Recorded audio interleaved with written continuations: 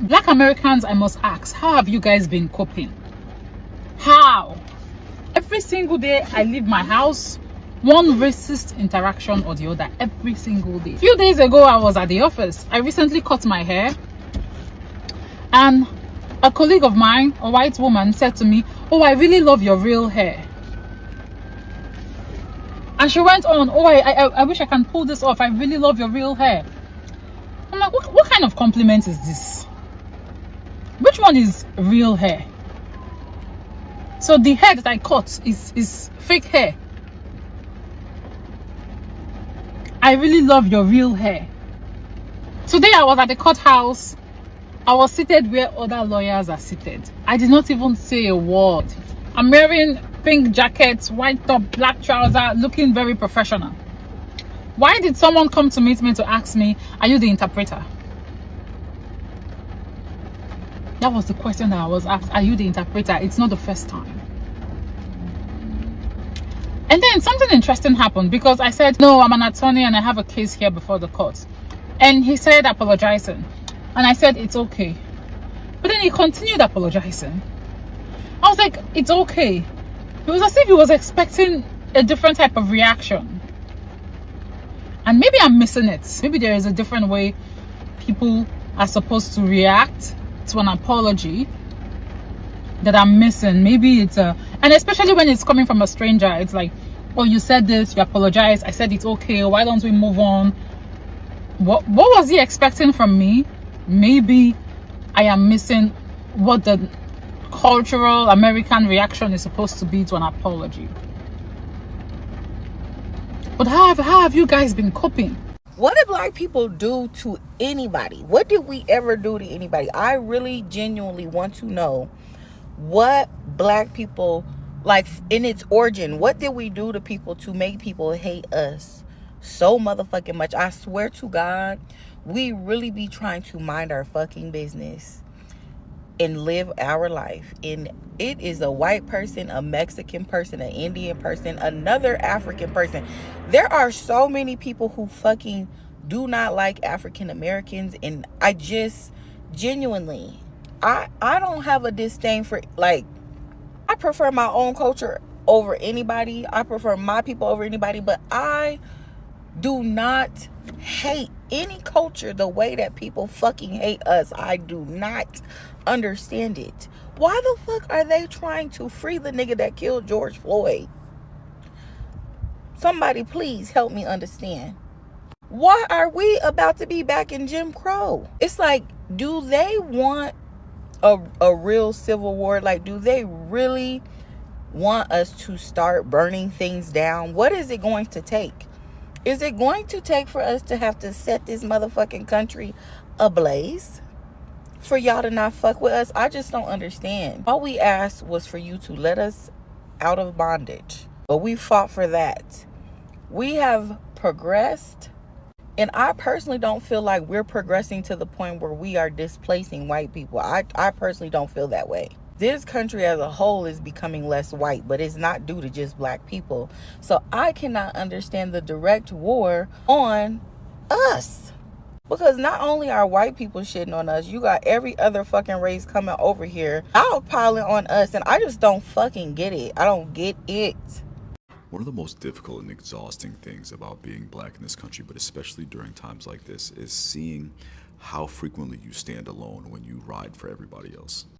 Black people voted in the greatest percentage against Trump, and even though he ran on deportations in all three of his campaign cycles, which did not, still isn't affecting black people, we still showed the most support against him and those policies. Deportation doesn't affect us, and still we voted against him and his policies, knowing that they would affect everyone else more than us. We literally rode for y'all harder than you rode for yourselves. Yet so many of you have spoken up against every pro-black safety, empowerment, civil rights, peace movement that we've had, at least my lifetime. And don't get me wrong, there have been plenty of you who supported, and you already know I'm not talking to or about you. I'm talking about people like the Latinos that voted for Trump and sang songs about it, and then when their abuelas got deported are like, well, where are the black people standing up for us? Though, where's the Kamala crowd? The group that still listens to this administration of idiots and somehow blames Barack Obama for shit that's going on right now. So consistently, this country has shown black people that being black means to be in everyone else's corner but have no one in yours. And the most frustrating part remains the reality, the knowledge that we're going to still keep fighting, not just for you, but for us as well, because we know that injustice anywhere is injustice everywhere. And if one of us isn't free, then none of us are free. Despite how frustrating it is for us that y'all can't get that through your fucking skulls. Bro, being a BLK person in a YT work environment, that shit is so exhausting. Like, first of all, you gotta come to work and you gotta be giggly and smiley all damn day. And I'm not saying that there was something wrong with being, happy and coming to work. But bro, I don't walk around with a smile on my face all day long. Like, I just don't walk around just cheesing all damn day. And then when you don't walk around all giggly and smiley, they get upset and feel like something is wrong with you, or you're being mean and you're being rude because you don't have a smile on your face.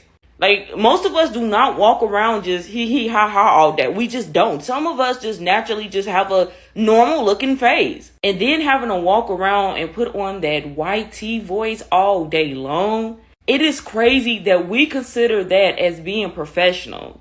Like, it's crazy that we really deem this "hi, how are you doing" voice as being professional. And I noticed that all BOK people have a tendency of talking like that.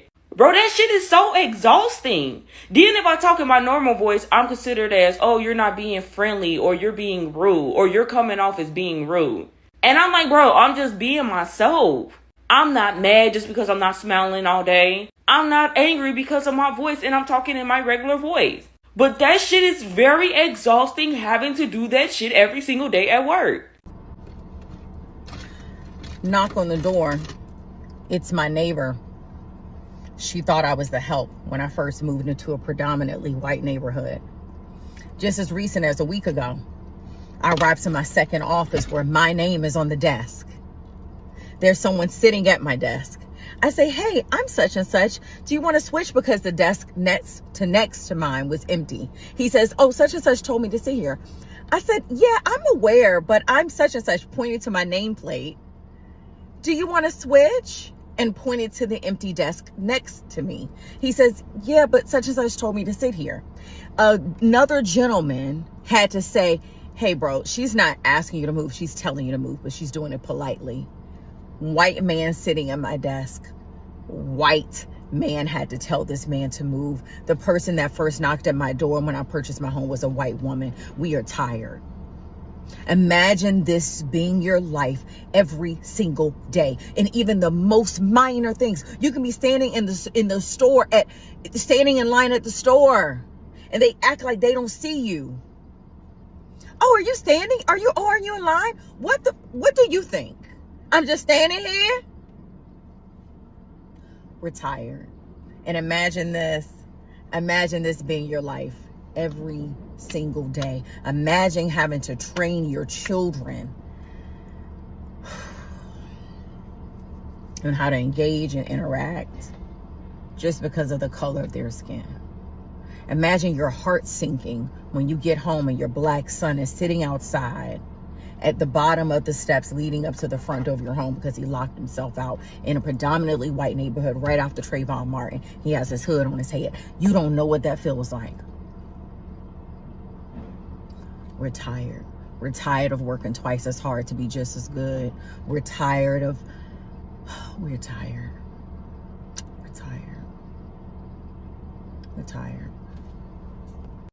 So I want to say something, and this might be controversial to some, and it's okay, honey. I've always dealt in controversy. But this right here needs to be said. As black people, we are tired and we deserve to rest. And y'all need to let us rest. As black people in America, we have endured generations of mistreatment, injustice, and systemic violence. From slavery to segregation, from mass incarceration to police brutality. Our fight has never ended. Our bodies are tired. Our spirits are heavy. We are resting during this season because we did everything we could to prevent it. But even knowing all of that, When we see our brown brothers and sisters being targeted, dehumanized, and detained by ICE, families torn apart, children traumatized, we still have grace for them. We still feel, we still care, even knowing that some of them voted against us and their best interests. They misunderstood us. They stayed silent when we were under attack. Still, we have not hardened our hearts to people and what's happening to them. We're tired. Let us rest. Because we know what it's like to be haunted, to be criminalized just for existing. Because we have hearts after God. We're compassionate people. Our DNA is rooted in compassion. That's just what Black people are. But here's the truth, you guys. We're tired. Tired of always being the first to speak up. Tired of carrying the weight of justice for everyone. Tired of being the moral compass of this nation that keeps trying to erase us and our being. So now it's time for the rest of the earth to stand up, take the lead, to step up, to speak out, to carry the load we've been holding for 400 years. Man, we tired. We've sown into justice, our blood, sweat, and tears, and our prayers. Now it's time for us to rest. Rest in resistance. And our rest is our resistance. And while we rest, we pray. We trust in God in this situation. Because liberation isn't Black folks' job alone. It's everybody's responsibility. Man, let Black people rest. We are compassionate. We are praying for y'all. We are lifting y'all up. But baby, we tired. Because this last round spoke volumes. So I'm going to make this TikTok in response to, I think the guy Xavier that just passed away. And this is all in correspondence to being Black. Like, everyone always says when stuff like this happens, oh, it can happen to anybody, or, you know, like, it's just a coincidence that he's just Black or whatever. Or the one thing that really gets me is, oh, yeah, I definitely get it. No, you do not get it. Like, that's the one thing that you could say to a Black person that would literally piss them off. Because no, you do not get what it's like being Black. You cannot walk a quarter of a mile in our shoes being Black. You don't understand. Literally, when we get pulled over, you got to put your license and registration in a certain spot to where the police can see you grab something, because they may think that you're grabbing a gun or a weapon. Or you don't get being Black being judged maybe for driving a nice car, or when you can afford nice things, that think that you're automatically selling drugs.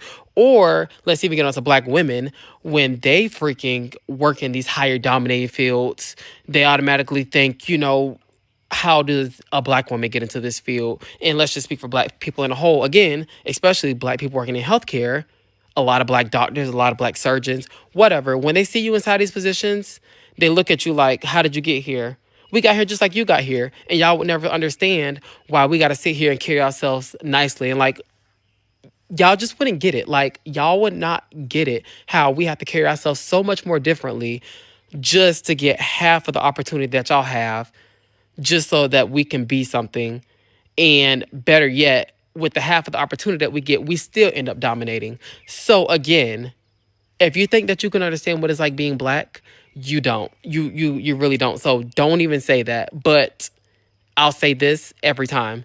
You can never make me hate being Black. I will be back Black in every lifetime. And if I come on the other side, baby, turn me back to the other side, because we will forever be Black and proud. Like, no, like, this is enough is enough. Like, why should parents have to have talks, especially with their kids, about going out, you know, and sticking together and come back together? And it didn't make sense when our parents used to say that when we used to go out and stuff, but now it makes a lot of sense, especially in today's time. So again, for my Black people, we're going to forever be Black and proud. And this may sound tough, you know, I was having a conversation with my mom the last couple of days where I'm like, I don't want to be here. I don't want to sit and have to fight against this crap over and over and over again. I'm tired.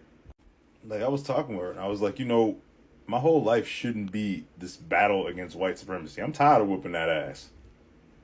It shouldn't be this battle. And if it is, I ain't trying to be here, bro. The only thought that is keeping me going is that I got to outlive that orange piece of crap just so I can somehow wipe his face with a wet rag so everybody can see what it really looks like. It needs to be like the end of a Scooby-Doo episode. And I would have gotten away with it too if you weren't for you meddling. Well, you know what he's going to say.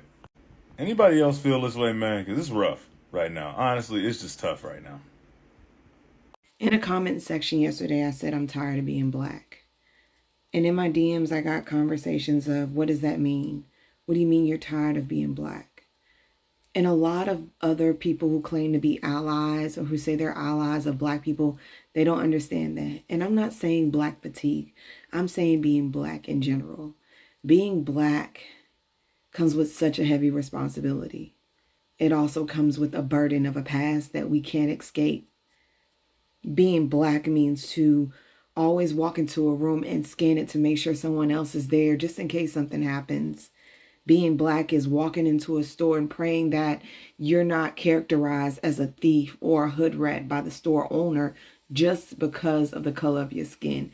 Being Black is going into an interview and praying that your name or the way your hair looks doesn't get you put to the side because they don't know if you're capable of doing the job, even though they've seen your application and know that you're probably overqualified for the position. Being Black is always having to apologize for being Black. To always know that there's a target on your back. To watch a country who is literally built off the blood and the bones and the tears of your ancestors tell you that you are not worthy enough to be a part of this country, to have a right to use your voice. Being Black is hard. It is watching everyone devour your culture and your hairstyles and the way you speak and your art and your inventions, and then tell you that you are not allowed to capitalize off of it, or you're not allowed to say anything because it's not Blackness, it's American. See, we're American when everybody wants to steal from us. We're Black when no one wants to protect us. No one wants to stand up for us. It's tiring being Black. And it's tiring having to explain that although I'm proud of being Black and I love being Black, sometimes being Black is exhausting because everybody looks at your Blackness as a hindrance until they need your Blackness, or they need your Black body, or they need your Black voice, or they need your Black culture so they can rise above the fray. Okay, this is going to sound arrogant coming from a white guy, but I finally figured out why it is so infuriating to be Black in America. And just hear me out. You can let me have it if I'm wrong. But the infuriating thing about being Black in America is not being pulled over for driving while Black. It's not being passed up for the promotion that you deserved. It's not even the generational wealth and opportunity that your family lost because of redlining in your grandparents' generation and the centuries of oppression before that. What's infuriating is that you can't talk about it. You can't talk about these things without being accused of playing the race card and making it all about race. That's the infuriating part. It's like you're not allowed to talk about reality, your own lived reality, without constant pushback. So we made this documentary, The Sins of Our Fathers, Race, Religion, and the Rise of Trump, which actually just came out this week. Because we realized that Donald Trump didn't deceive us, we deceived ourselves. Because we refuse to face the truth of our own history as a nation. So we're bringing it all to the light so we can face reality, even if it's uncomfortable. Because until we are honest about our white supremacy, past and present, we have no pathway forward as a nation. Why did I just get dinner with my coworker and I was showing her like different men that I've talked to or am actively talking to? She was like, wow, these men are so attractive. Like, do you go outside of BET Studios or Def Jam Records to find them? Bitch, what? Did you just call me a monkey? What's your home language? English, you just typed in it. I'm so sick and tired of having to feel like I need to defend the fact that I am a fucking American. What is wrong with y'all? Like, I'm still getting comments and comments on top of comments. Oh, what's your culture? Where are you from? Where's your people from? Do you guys even have any type of paper trail to trace your lineage back hundreds and hundreds of years? Do you have documents of where your tribe was actually at 500 years ago, 600 years ago? Do you? Because I could bet my bottom dollar you don't. What is the issue? Like, y'all don't do this to Jamaicans. Y'all don't do this to Bajans. Y'all don't do this to Pacific Islanders. Y'all are not doing this to Trinidadians. But for some reason, y'all are so much on Black Americans' fucking cock that y'all want to keep trying to force us to not have culture. The very culture that you're partaking in right now. You're in my comment section asking me what language is my language, speaking the language that I speak. Make it make sense. Just because I'm not or saying anything else in something that's more similar to how you speak does not mean that I don't have culture or that I don't know where my fucking family is from. It is very disrespectful at this point. Like, move on. There's so much going on. I literally saw a video of a woman. She was Congolese, and she was talking about how 2-year-olds are getting STIs in the Congo, and it's not happening from the hands of colonizers. It's happening by men that look like you. Men with the same hue of complexion as me. Y'all have bigger fish to fry on the continent. The genocide that's going on over there in Sudan. Y'all have so many bigger things to focus on other than Black Americans and what the fuck we got going on over here. Mind your business. Help your people. I will use my voice to speak out more as well. Like, come on. Spread love is the Brooklyn way. This is annoying me. Bitch. We both got melanin, but I am American. And that's okay. What is wrong? It's got to be something. This is a weird psychosis, obsession. Something is going on. Thank you for watching our clips. Please do want to subscribe to our channel, like our videos, drop your thoughts in the comment section, and of course, click on the notification bell so you don't miss out on any of our discussions. Looking back at those clips, we all know for generations, many Black Americans have spoken about feeling overlooked, dismissed, or treated unfairly in different areas of life, from their workplace and education to healthcare, housing, and the justice system. While many people believe society has made significant progress, others argue that unequal treatment and bias still exist and continues to affect everyday experiences. There was a time in American history when Black Americans were treated as though their voices didn't matter.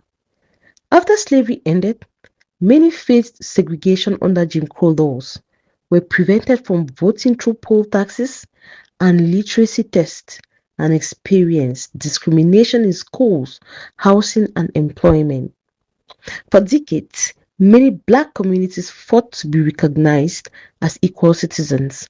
Leaders, activists, and ordinary people risked their lives to secure basic rights that others already had. Although the civil rights movement led to major legal changes, many people continue to debate how much progress has been made and what challenges still remain today. Understanding this history is important, not to divide people, but to learn from the past and continue working towards a country where every American is treated with equal dignity, respect, and opportunity. What are your thoughts? Share them in the comment section. With that being said, I'm tired of code switching. I'm sitting in my car right now because I'm overstimulated. I don't want to talk to you about what I'm doing this weekend. I don't want to talk to you about my summer plans. I don't want to kick you with you, skate with you, nothing. I'm tired. I'm from Mississippi. This is my accent. I'm tired of code switching.